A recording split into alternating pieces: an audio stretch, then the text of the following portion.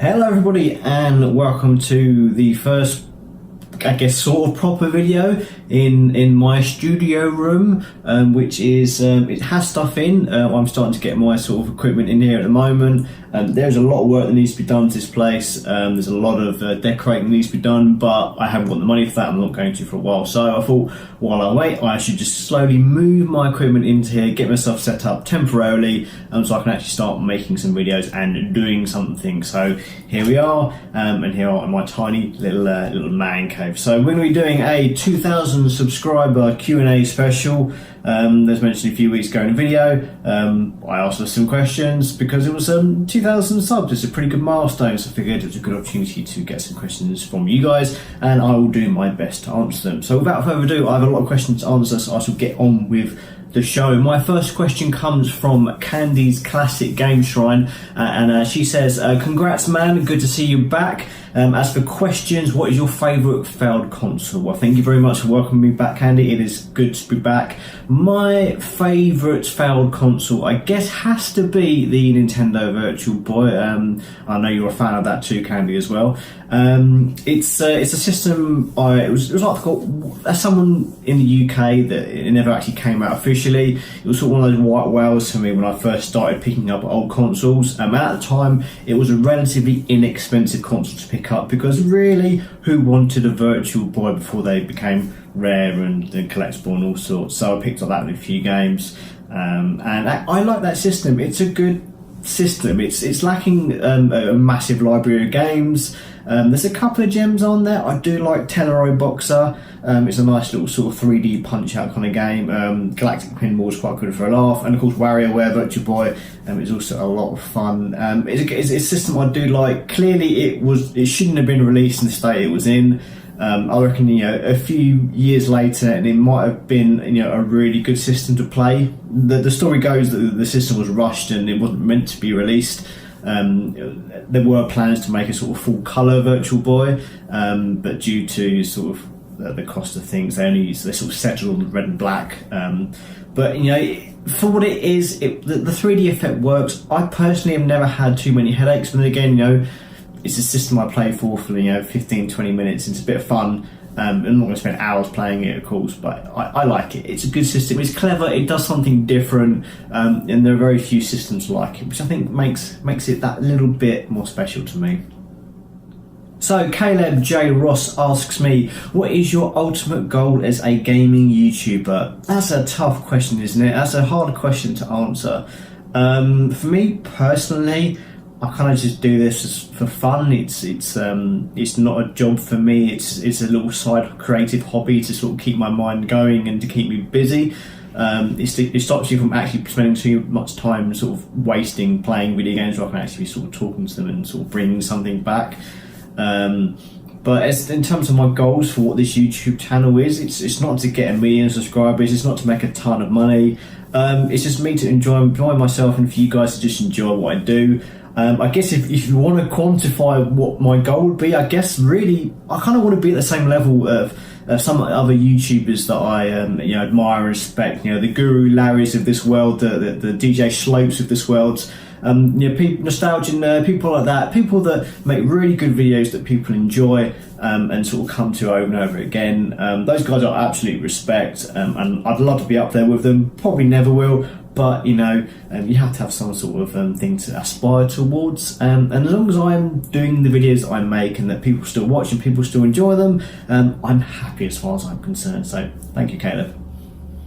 So SegaDriven.com says, congrats fella, good to see you're still doing well. Are there any genres of games you gravitate to or enjoy collecting for? For example, I know I'll always get a kick of an arcade racer regardless of quality, so I always like to get as many as possible for the game systems I own. For me personally, I've probably mentioned this a few times in previous videos, but I'm not really much of a collector like I used to be, especially not in terms of games. I don't have the room for games. There's this tiny little man cave and that's it for all my gaming stuff. Most other things in the loft at the moment. I tend to sort of, if I'm going to collect anything, it's going to be sort of hardware, so consoles, What I particularly like is obtaining peripherals, and I'm on a real sort of light gun kick at the moment. I do like picking up light guns because they're fun, and I didn't have any when I was young, so I was sort of going back and going to each console and thinking, well, yeah, what light guns have they got, and can I pick them up and try them out and that. So I do have some videos coming at some point for those. I like odd peripherals, you know, the Donkey Kong bongos is an obvious example, the Nintendo 64 biosensor that I've done a couple of videos on also springs to mind. Just weird stuff that most of the time doesn't really have any usable purpose, but it's a nice, like a toy basically. Those are the sort of things I like collecting, because in many cases not many people talk about them or cover them on YouTube, so I like to sort of do my bit and make sure that these things aren't forgotten about. So that's really my answer, so thank you very much, mate.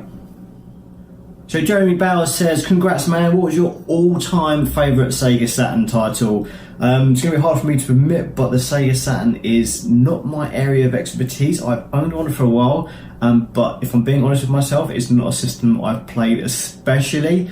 At the time, I was an N64 owner, and although I played the PlayStation probably a bit more than the Saturn, the Saturn is just sort of blank in my sort of gaming memory. It's something I do want to do a lot more of, is play some more Sega Saturn games, and maybe making videos about them is a sort of good excuse for me to do that. In terms of what, I guess if there's one game that I think of when I think of the Sega Saturn, I think it's probably Treasure's Guardian Heroes. As a guy that did like Treasure games growing up, Guardian Heroes is a pretty damn fun brawler. I mean, I mainly played the Xbox 360 sort of port of it, so really that's sort of where I'm coming from with it. But it's a fantastic game, but I would like to play some more Sega Saturn games. Please do, if you've got any ideas of some good games for me to start with, please do tell me in the comments below. Maybe I'll do some in a video at some point, fill in some of those blanks. Thanks. A long-time viewer, Luke's Game Page, asks, is there any 6-bit or 16-bit game considered classic that you probably think is horrendously overrated? His example was Sonic the Hedgehog, which is fair enough, I can sort of agree with that. The game that I think is probably most overrated, I guess it's probably Earthbound. I like JRPGs, and on paper I should like Earthbound because it's not your typical fantasy game.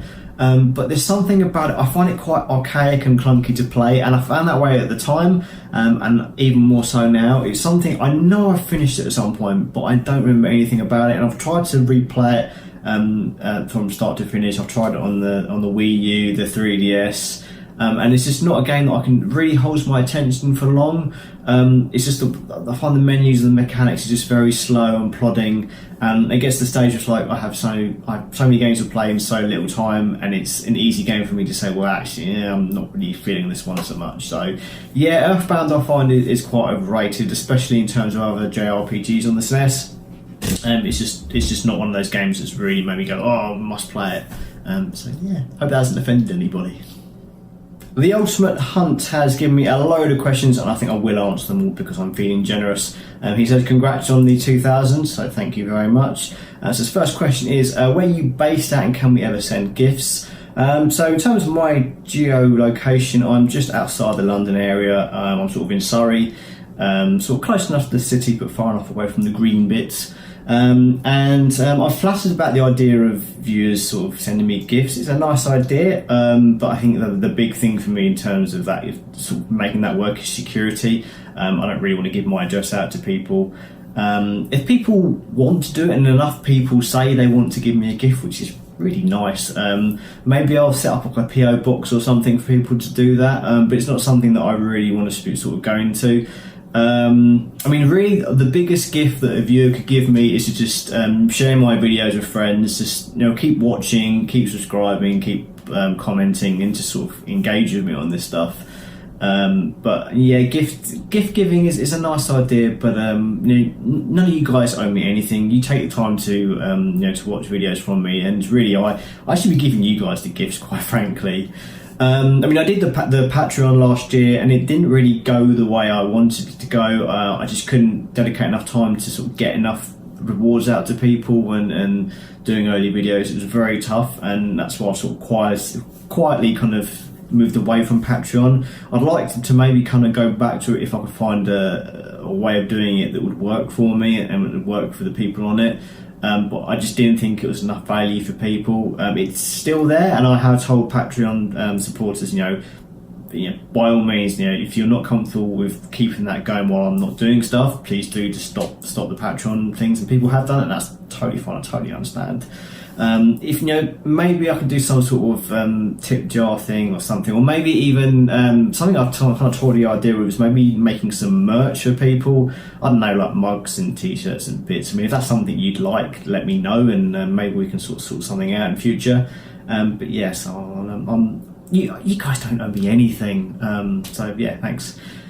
He also asks, what is your favourite game of all time? And that's an easy one for me. It's Super Mario World. It's a game I probably replay at least once a year from start to finish. It is as close to the perfect game for me as I could possibly imagine.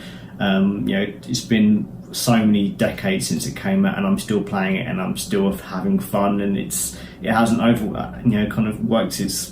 it hasn't outstayed its welcome, and that's very few games have done that. Even some of my favourite games that I can't play anymore because I've played them too much, but not Super Mario World for some reason. So thanks. He also asks me, what is your favourite console and what's your favourite portable console? So you can probably guess by this, my favourite console is the SNES, or the Super Nintendo Entertainment System, or the SNES, depending on how you prefer me to say that. My favourite portable is probably, it's not the Game Boy. It's not the Game Boy Advance. It's probably specifically the Nintendo DSi XL, the big, massive version of the DS that they made near the end of its life. That is probably one of my favourite portables because it's just the right size for me. The screen is massive. It is great for playing DS games, and it's one of those consoles that means a lot to me because I think I spent a lot of time playing that at work and on lunch breaks and on my commute. So it's one of those systems I put a lot of time in, and there were so many fantastic, inexpensive games to play as well. So yeah, great memories of that system. Question 4 is, are you into comics? I like the idea of comics. I'd probably read more comics if I had more time and money, but those things are sort of factors for me. I tend to be someone that wants to sort of read everything. So, if I'll go for an event like Civil War, I'll sort of go through reading the whole lot and all the sort of weird things that don't really matter. I probably get a bit over obsessive, so it's one of those things where I sort of tell myself I'm not going to get into comics. I've dabbled over the years, and it's just become such a big time sink for me. And the thing with comics, I find it hard to know where to start because most sort of comic books, they're all sort of into their own arcs at the moment, and it's I find it quite a complex thing to get my head around. So comics, I'd like to sort of read more of them, but again, it's time and it's money, and I have so many things going on in my life. It's like I can't sort of spend time doing everything, unfortunately. If only I had more time, or maybe retired early, that would be just cushy for me. Question 5: PlayStation or Xbox? It's going to be probably unpopular opinion here, but I've had every single PlayStation console, but I'm not really big into the PlayStation and the brand. I don't know why that is. I've always preferred the other consoles. PlayStations are okay. I like my PS4 Pro. I've played some fantastic exclusive games. I'm playing Horizon Zero Dawn at the moment, and I absolutely love it. But I've always found I always spend more time playing my Xbox One X than I do in my other systems, mainly because games tend to run better on it because it's the X version in 4K and all that jazz. And I tend to use that to play like the multi-format games and also the exclusives. And I sort of keep the PS4 around to play the exclusives on that. So it's sort of best of both worlds. I'm not going to start a console or anything. I mean, they're both great systems. I just tend to prefer playing the Xbox games more. The next question is, what kind of games do you like? I like a bit of everything, to be honest. Couldn't really pigeonhole myself. I go through phases of things. I like playing open world games at the moment. Non-fantasy RPGs, something I always sort of play every now and then. And randomly, I really like racing games. I don't know why. I'm not into cars, but I do like things like Forza Horizon, obviously Burnout, which is one of my favourite games of series of all time. Really into racing games at times. Maybe not some of the more simulation types like GT.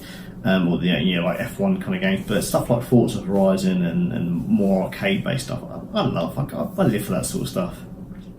And question 7: do you like Dungeons and Dragons? The biggest problem with Dungeons and Dragons, it's fantasy RPG, which I can't stand. I can't get into stuff that's to do with fantasy setting, whether it's Game of Thrones or JRPGs or things like Skyrim. I just, something goes in, I just switch off completely, and I don't know why. I like the idea of playing pen and paper RPG games with people, but again, like comics, it's time and money that I don't have at the moment, and I've got to pick my hobbies very, very carefully. Question 8: by any chance, do you like the PlayStation Vita? I loved the PlayStation Vita. I loved it. I was covering a lot of stuff for the PlayStation Vita when it came out. I was working for God Is a Geek at the time, doing like events and covering stuff. So I was sort of there almost from day one, and I loved it. I picked up my own one soon after it came out. I was playing some fantastic games. And then the good games began to dwindle in my eyes. It mainly became a console to play indie games on, which is fine, but that's not what I wanted that for. And in terms of the games I was reviewing, I ended up reviewing a lot of terrible, like Japanese visual novels and overly long anime JRPGs, which is probably one of my pet peeves. And I just began to hate that system because of what it became. After all that promise, it sort of just became this system that just didn't deliver. It just didn't keep giving me games that I wanted, like unique experiences. It was just stuff that you could just get on other systems. I like the console itself. It's amazing. It's a great bit of kit. It looks great. It feels great. Fantastic specs, but after probably a year, 18 months, I just didn't play it anymore, and that's still the case, which is a real big shame. Question 9 is a quick one: Marvel or DC? I'm going to get answered that. Marvel movies, DC television. That's my answer. I won't go too much into it, but that's pretty much how I feel about it. Again, comics is neither here nor there because I don't really read them, but those TV and movies are my main, and games as well are my main exposure. DC games tend to be a bit better as well in most cases, although Marvel Spider-Man was pretty freaking good. But yeah, that's sort of where I draw the line at the moment. The last question is console or computer? Has to be console. I don't really play computer games. I haven't done it in many years. I love messing around with computers from a technical standpoint. I like tweaking things, but I tend to use computers for work, writing and editing videos, and that's pretty much it. All my gaming is done exclusively on consoles because I just don't find PC games fun for any reason. I don't like the idea of always having to sort of upgrade to be able to play games so quickly, and I just find it so fiddly and nah. Consoles all the way. So moving on, we've got a question from Gozert, and he says, good to see you back, mate. Congratulations again. As for a question, what are some of your favourite guilty pleasure games? Well, thank you, Gozert. Guilty pleasure is a tough one because they're usually things that you know are bad, but you still enjoy. And the problem with me in video games is if I know that a game is bad, I tend to not waste my time playing them. So I don't think I can even answer that, because thinking about it, like, if I know a game's bad, like I'm just not going to touch it. I'm not going to waste my time playing it. There's nothing. I can't think of a guilty pleasure. I can think of tons of like guilty pleasure TV shows and movies, but video games, I'm going to blank. So I apologise. I can't think of anything. So BPC GOS asks me, is there any plans to make a video regarding obscure or niche topics? That's pretty much my bread and butter, really. I do like sort of trying to cover things that not many people know about or cover themselves. I've got a couple of ideas on the back burner for a very long time, probably since the last year. I've had some stuff like scripts written, I've started, and bits and bobs captured here and there I've sort of got put together. I'm not going to really say what those plans are at the moment. But I have stuff on the way that is quite unusual, and I hope you guys enjoy it when they come out. So thank you very much. So Graham asks me, what was the first game you had? Well, I had an Amstrad CPC microcomputer when I was young. That was the first sort of games playing system I had, and I had a few games for that, like sort of educational games, and also some more normal games like Hunchback, Daley Thompson's Super Test, a weird version of Scalextric. But really, when I think of the first games that I played, I think of my first console, which was my Nintendo Entertainment System, and I had 4 games with that when I got that from a next door neighbour at the time. It was Mac Rider, Super Mario Bros. 2, WWF WrestleMania Challenge, and Teenage Mutant Ninja Turtles. And I think I probably played Mario 2 though, probably the most. I'm gonna say my first proper console game was Super Mario 2. The always lovely Adam Cook asks me, how many gaming t-shirts do you own and which is your favourite? I've got a few gaming t-shirts, as most games playing people do, so but it's probably not as many as you think, so let's go through the entire lot. So here we have a Super Mario Bros. 2 t-shirt that depicts the classic box art. I quite like this t-shirt. It's very plain and simple, but it does the job quite nicely. I do like Metroid, which is why I love this Bounty Hunter t-shirt that I got online from QWERTY. Pretty cool, as I think you would agree. From Primark, purveyor of cheap clothing, is this pretty cool Super Mario top, which is actually quite furry, or it was quite furry around the tash area. But I do quite like the old classic hand-drawn Mario design, so it's a pretty cool t-shirt. Here's something I picked up from an expo a few years ago, quite cool little Star Fox design that you don't really see many Star Fox t-shirts around, so I've picked this one up and it's pretty cool. Speaking of Star Fox, here's a very old school insert coin design, which is very, very cool. I remember picking this up from a Eurogamer Expo a few years ago. Doesn't quite fit me, but I'm hoping to maybe trim down and start wearing it again because I quite like this one, I quite like the colours. I do love a good freebie, including this very pretty simple and basic Battletoads design from the Rare Replay Special Edition. It's quite a comfy t-shirt, and it's got the Battletoads logo, so it's all good. Another hand-drawn Nintendo design. This is another official Nintendo shirt with Bowser, King of the Monsters on. Pretty cool. I don't know what the Japanese writing says, but it's a great design. And again, I do love the hand-drawn Nintendo style. Another freebie that came with the Super Mario Maker Special Edition. I've never worn this t-shirt. I'm not really a guy that wears yellow. But it's pretty cool. Here's a sealed t-shirt for those that like to collect things. I've had this one for many, many years. When the Nintendo 3DS came out, the first 3,000 people that registered it would get a t-shirt, and here I am number 2,423. On the back of this t-shirt, I have actually opened this already, so thanks for screaming at me. The reason this t-shirt is cool, I don't know if you remember that the 3DS had some augmented reality stuff, and you could actually point your 3DS at this little card and your little me would hang out, which is quite cool. So yeah, I'm gonna chuck that away. And my last t-shirt is probably my favourite t-shirt. This is my my sort of Game Boy one. I don't know if you can see very carefully. It's all made out of little Game Boy sprites. It's very interesting. It's always quite fun to sort of look at it and see where all the sprites come from.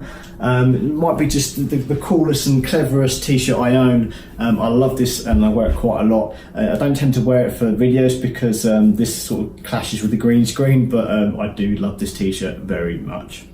Matty at the Game Show asks me, why retro gaming and why YouTube? Well, I've been sort of obtaining and playing older games for probably the last 15-20 years. Mainly it's just a side interest and sort of things to keep me busy when I'm not playing modern games. I spent a few years writing about modern games for the press, but because I'm such a slow writer, it takes me ages to write things. And also the way that my life has changed a lot over the last 5-6 years, and as sort of life priorities change, it became a lot more difficult for me to write content to sort of meet deadlines and for stuff like game reviews when they come out for release and things like that. So I sort of moved away from that and went into retro game coverage because I think it just suits me better, because you never need to rush to do retro gaming content because it's always old. Most of it's been old for years, so it's never really anything new, so you don't have to rush. I'm not averse to maybe doing some more modern game stuff at Plugproof Gaming in the future. I think that is something I've been planning to do, but it's just sort of finding the right things to cover.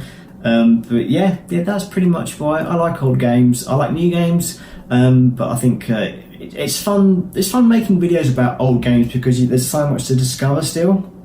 And there's a lot of games I haven't played out there, so doing YouTube videos about some of this stuff is a good way to sort of go back to some of these retro games and find out things and discover stuff about the games you like, or to find completely new things. That's sort of where I tend to come up for it as. And then of course there's the nostalgia factor, which is always a big thing for any of us as we get older and older. So last question is from Tamara Cade, and she asks, she says, I have two questions. One, I really loved your reviews of the Super FX games. How do you think the Mega Drive's SVP-1 game Virtua Racing compares to the SNES Super FX games?